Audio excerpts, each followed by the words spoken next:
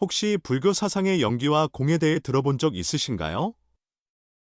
사실 지금 널리 퍼져 있는 사대가 모두 헛되다 라는 식의 이야기는 잘못 알려진 것일 수 있습니다. 기원전 6세기경 고대 인도에서는 철학과 종교가 치열하게 부딪히면서 사람들은 자연을 관찰하고 삶의 본질을 고민하며 세상의 기원과 운행 원리를 찾으려 했습니다. 그런데 그 논의가 신이 창조했다거나 영원한 본체가 있다는 식의 틀에 갇혀 있을 무렵 시대를 뒤흔드는 새로운 시선이 등장합니다. 석가모니가 깨달음을 얻은 뒤 제시한 연기라는 관점인데, 이는 물질과 정신이 대립하거나 신적 존재가 세계를 창조했다는 생각을 모두 넘어서는 통찰입니다.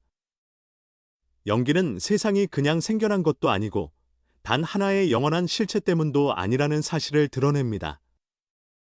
모든 것은 인연이 모여 생겨나고 인연이 흩어지면 사라진다는 것이죠.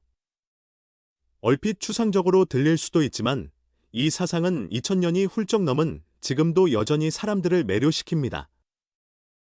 왜냐하면 연기는 불교 철학의 핵심이자 우리 일상 곳곳에 스며있는 실제이기 때문입니다. 연기에 따르면 모든 일은 우연이 아니라 인연의 결과입니다. 어떤 것도 고립된 채 홀로 존재하지 않고 서로 맞물려 있습니다. 이 통찰은 우주의 운행만 설명하는 게 아니라 우리가 삶의 의미를 바라보는 방식까지 바꿔놓습니다. 연기가 보여주는 세계관은 인연과 의존 관계라는 개념을 넘어 훨씬 더 깊은 화두인 공과 이어집니다. 불교에서 말하는 공은 아무것도 없다는 허무주의가 아니라 모든 존재가 독립된 본질을 갖고 있지 않음을 의미합니다. 결국 모든 것은 변화하며 모든 것은 인연 속에 있다는 뜻이죠. 이 이야기를 처음 들으면 굉장히 난해해 보일 수도 있습니다. 하지만 연기와 공은 불교 사상에서 가장 심오한 부분으로 꼽히며 우리가 세상을 대하는 태도와 편견을 내려놓도록 돕습니다. 연기를 이해하기 시작하면 단순한 세계 설명이 아니라 지혜와 자유로 가는 길이 열린다는 사실을 알게 됩니다. 연기의 흐름을 깨닫는다면 사물이 어떻게 생겨나고 이어지는지 더 잘 볼 수 있고, 공을 통찰한다면 집착과 고통에서 벗어날 실마리를 찾을 수 있습니다. 연기는 우주 만물이 어떻게 존재하고 변화하는지를 밝혀주는 통찰입니다. 석가모니가 깨달은 순간, 그가 꿰뚫어 본 것은 바로 이 이치였다고 합니다. 모든 현상의 발생은 인연이 합해진 결과이고, 사라짐은 인연이 흩어진 결과라는 것이죠. 이것은 세상의 움직임을 전혀 다른 방식으로 설명해 줄 뿐만 아니라 우리 각자의 인생 여정 역시 어떻게 이해해야 하는지 알려줍니다. 연기의 첫 번째 핵심은 인과관계입니다. 어떤 것 하나도 그냥 생겨나지 않으며 신이 임의로 정하는 것도 아닙니다. 씨앗, 햇빛, 물, 흙이 함께 작용해야 비로소 나무가 자라듯이 우리의 삶과 운명, 그리고 감정 상태까지도 셀 수 없이 많은 인연이 모여 만들어집니다. 이 인과라는 것은 단순히 기원인의 저 결과처럼 직선적이지 않고 얽히고 설킨 네트워크 같은 모습입니다. 한 개의 원인이 무수히 많은 결과로 이어지고 그 결과는 또 다른 원인이 될 수 있으니까요. 그래서 우리 마음의 작은 생각과 행동 하나하나도 커다란 인과의 물결에 영향을 미치며 콩 심으면 콩 나고 팥 심으면 팥 난다는 익숙한 말도 결국 연기의 관점에서 보면 너무나 당연한 이치가 됩니다. 그런데 연기가 말하는 바는 단순한 인과의 필연성에 그치지 않고 사물의 의존성을 함께 알려줍니다. 세상에 어떤 것도 독립적으로 존재하지 않고 꼭 필요한 조건들이 있어야만 성립됩니다. 불이 타려면 나무가 필요하고 강물이 흐르려면 빗물과 강바닥이 필요합니다. 이 조건들이 바뀌면 그 존재의 모습도 바뀌거나 사라지기까지 합니다. 이렇게 서로 기대고 얽혀있는 관계성 덕에 우주는 모두가 연결된 하나의 거대한 바탕이 됩니다. 인간과 자연, 사람과 사람 사이도 마찬가지입니다. 내 행복이 누군가의 선의에서 비롯되고 나의 괴로움이 때로는 내 집착에서 시작된다는 점을 깨닫게 되는 것이죠. 이렇듯 인연으로 이루어진 모든 것은 영원하지 않습니다. 조건에 따라 생기고 조건이 달라지면 변하니 결국 어느 것도 한결같은 본질을 갖고 있지 않다는 결론에 이릅니다. 이것을 불교에서는 공이라고 부르는데 공이라는 말은 없다는 뜻으로 착각하기 쉽습니다. 하지만 여기서 말하는 공은 완전한 무무가 아니라 독립되고 영원한 본체가 없다는 뜻입니다.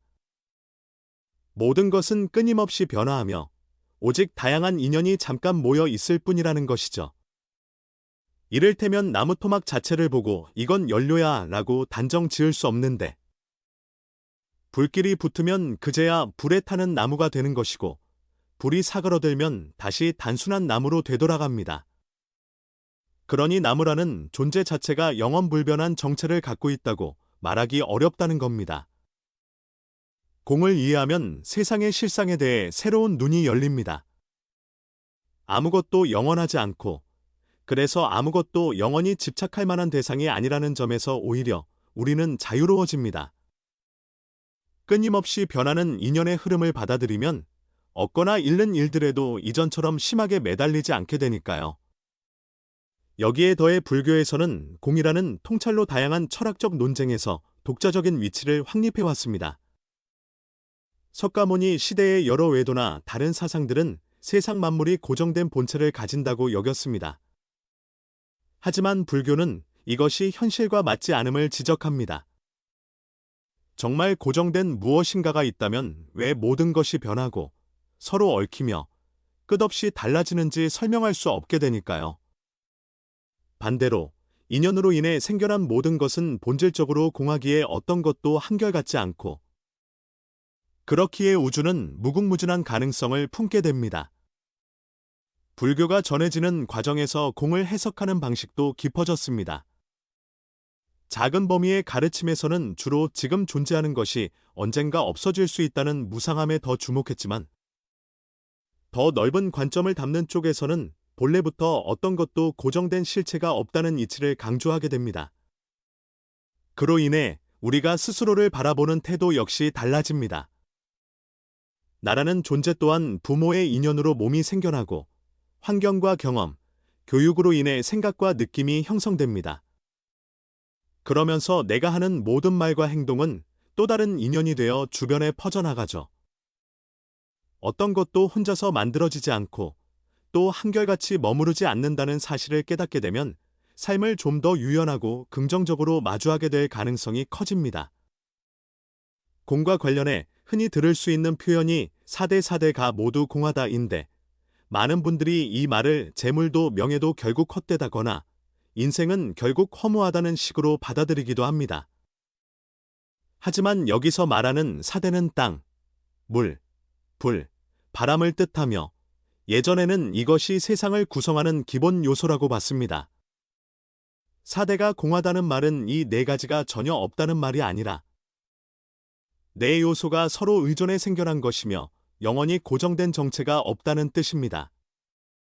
이 논리를 더 확장하면 세상 모든 것 역시 인연에 의존하는 일시적 현상임을 알게 되고 그래서 우리는 그 변화무쌍함을 가볍게 흘려버리는 대신 더 분명히 꿰뚫어 보게 됩니다.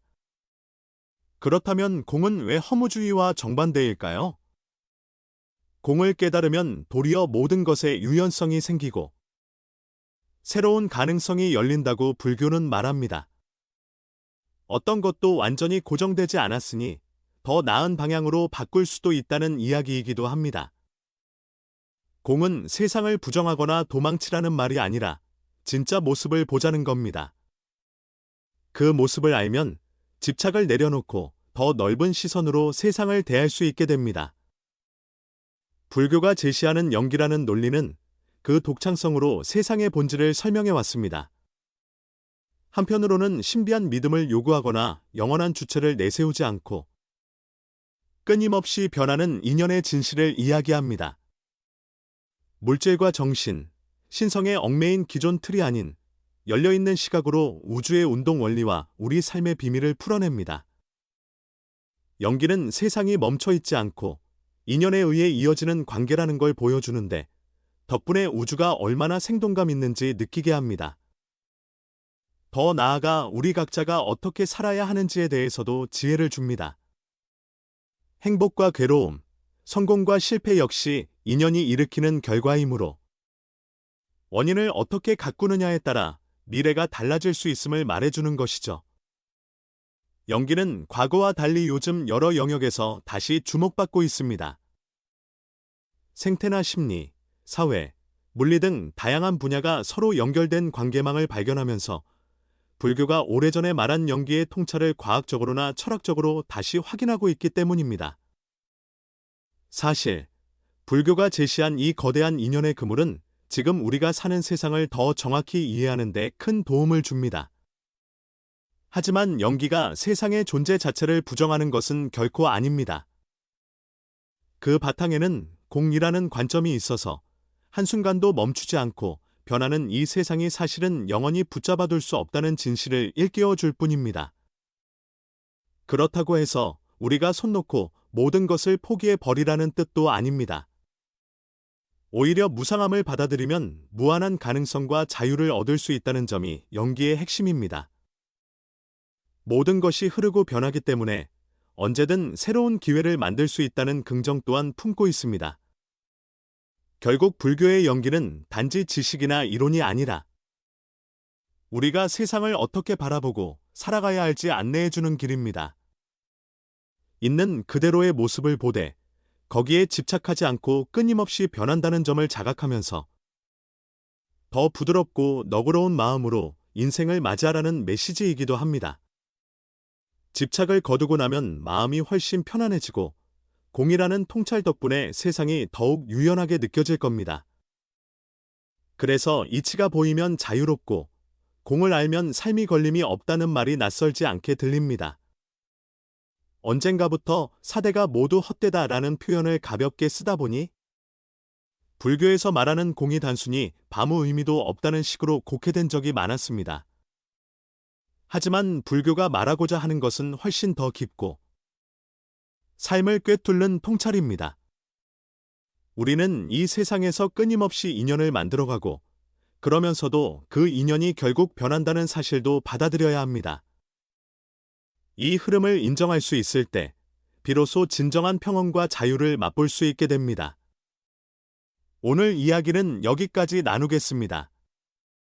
모두가 연기의 지혜를 통해 집착에서 벗어나고 공의 통찰을 통해 더 넓은 자유를 누리시길 바랍니다. 아미타불.